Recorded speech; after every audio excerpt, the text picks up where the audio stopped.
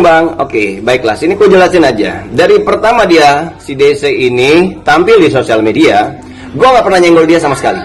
Tidak pernah nyenggol dia sama sekali. Dan gue support dia karena dia lucu. Gue anggap dulu lucu. Kalau sekarang udah nggak ada lucu-lucunya sekali. Sekali lagi nggak ada lucu-lucunya. Karena apa? Karena yang tersinggung itu banyak. Ingat kasus Edi Mulyadi yang bilang jin buang anak di Kalimantan, ingat kan? Yang tersinggung siapa? Orang Kalimantan, semua orang Kalimantan tersinggung. Nah, di sini DC juga menyebutkan bahwa senior. Jadi senior di perfilman ini banyak banget yang tersinggung dengan ulah mulutnya dia. Bisa nggak sekarang kita buktikan bahwasanya DC ini akan dipidanakan? Bisa. Kalau nggak bisa berarti nggak adil dong. Dan gue turun tangan juga karena kondisi sudah tidak aman lagi nih. Ingat.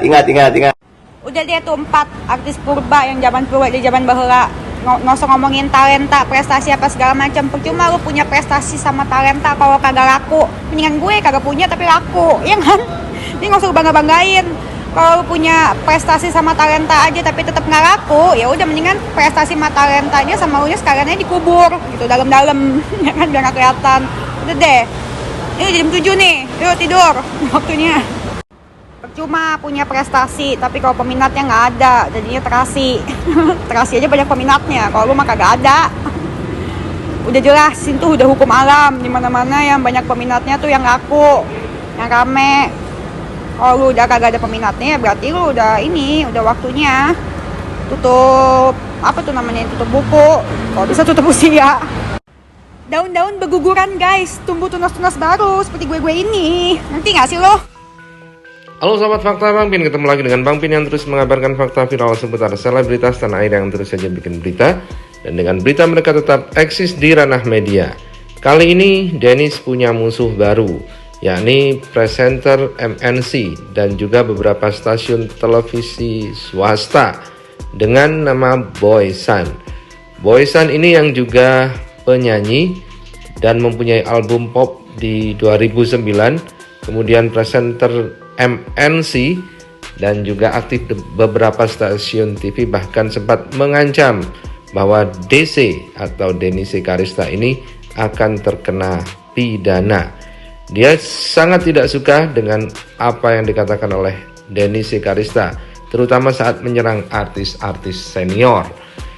Boy San juga memperkenalkan siapa sebenarnya artis senior tersebut dan talentanya bagaimana. Nah, bagaimana ceritanya, bagaimana kisahnya, yuk kita simak saja kupas tipis-tipis fakta Bang Pin kali ini. Like, subscribe, and komennya ditunggu.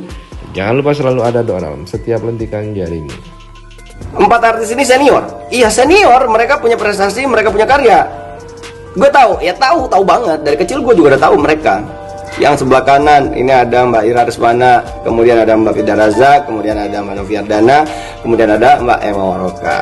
Tahu banget lah, karena mereka memang punya prestasi dan karya. Jadi kalau tiba-tiba ada orang-orang baru yang nggak tahu mereka terus menghina dan lain sebagainya, aku rasa itu sangat tidak sopan, tidak ada attitude-nya. Jadi memang yang begini-begini itu harus dikasih pelajaran, harus dikasih tahu namanya attitude, harus tahu yang namanya tuh etika.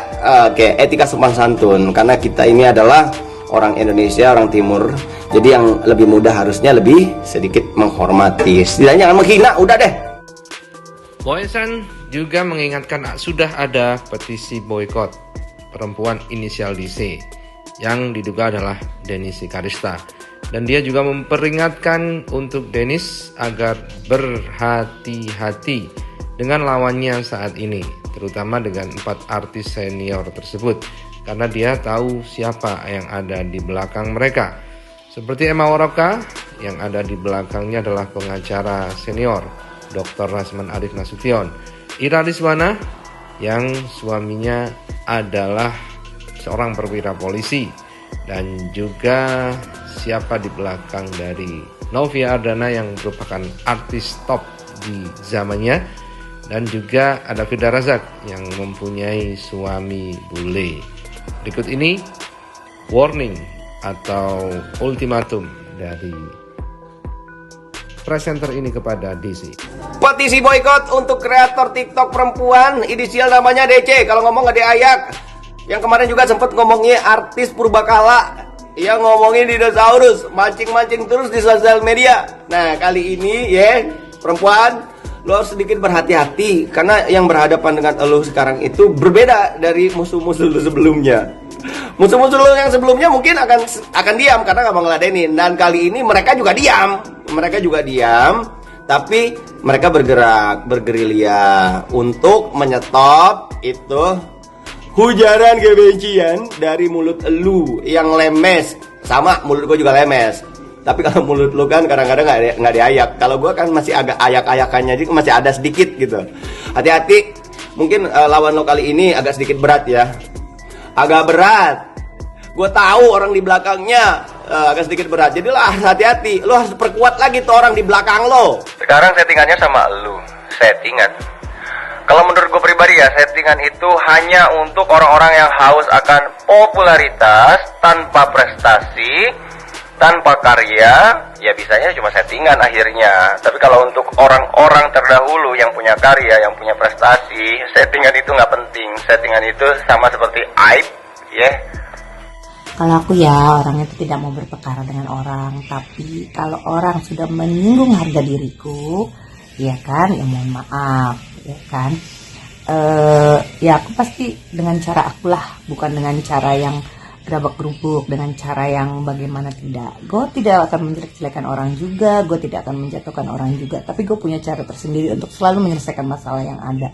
Pelan-pelan tapi pasti. Walaupun pada awalnya orang akan menghina aku, menjelek-jelekan aku, menjatuhkan aku sih santai, bismillah aja gitu loh. Dan aku tidak perlu tunjukkan prosesnya kepada siapapun. Hasil akhir itulah yang perlu, ya kan? Gak usah keluar sana, gak usah keluar sini, gak usah pamer sana, gak usah pamer sini, ya kan? Yang penting apapun yang lo punya, apapun yang lo raih, itu lebih baik buat lo dan keluarga lo. Orang lain mah gak perlu tahu, ya kan? Boyzan mengucapkan selamat kepada artis-artis hujatan di Indonesia. Untuk mencapai titik dihujat oleh seluruh orang di Indonesia itu tidaklah gampang, butuh proses yang panjang. Dan kriteria untuk menjadi artis hujatan di Indonesia itu sangat luar biasa. Mereka harus kebal muka, mereka harus kebal mental, mereka juga harus mampu berurusan dengan pihak kepolisian, mereka juga harus mampu berbohong, membohongi netizen Indonesia, mereka juga harus mampu acting agar kebohongan-kebohongan dari artis-artis hujatan ini mampu menghebohkan masyarakat Indonesia. Itu adalah prestasi yang luar biasa. Jadi untuk artis-artis hujatan, pertahankan prestasi ini. Tanpa kalian sosial media Indonesia hampah. Betulan ya, prestasi.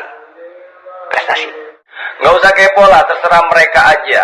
Yang kepo siapa? Aku ngerasa bahwa aku nggak kepo lah. Aku di sini cuma bertanya konsep hijabnya itu apa. Cuma nada aku agak sedikit tinggi. Ya memang orangnya seperti ini.